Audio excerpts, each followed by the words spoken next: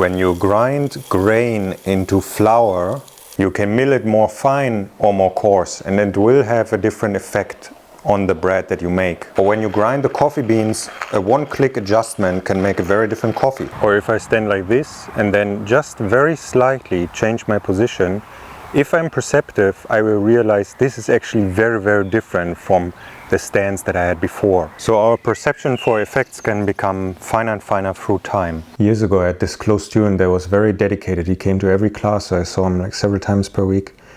And he was already there for 1 year, and we were sitting in this restaurant in the evening, and we were sitting in front of each other, and I look at him and suddenly his face is changing, and I thought, wow, what's happening? And what happened is that my perception changed.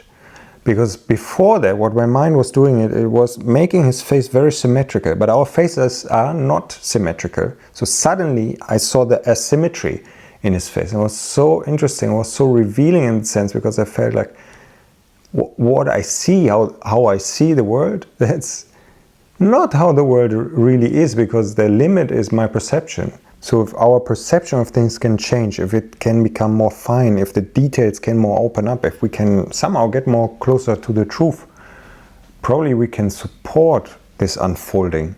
And that opens a very fascinating door to support the unfolding of our perception. And how can we do that?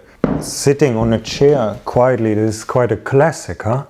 But it could be also standing up and sitting down on the chair and doing it in a listening and a perceptive way, that we feel we can understand the differences between maybe, okay, I go up like this, or what if I go up like this? Yeah, these slight differences, because through these differences our perception can also open. There are many ways to train it. Maybe the first thing is to realize it's there as a possibility that the perception can get finer, and then it can be in this very quiet things, or it can be in very intense things where the signals are very strong and it's almost a bit overwhelming to feel anything in that moment. And I think ultimately what it does is it opens the doors by itself. So what I mean is, often the question arises in exercises or tasks or endeavors.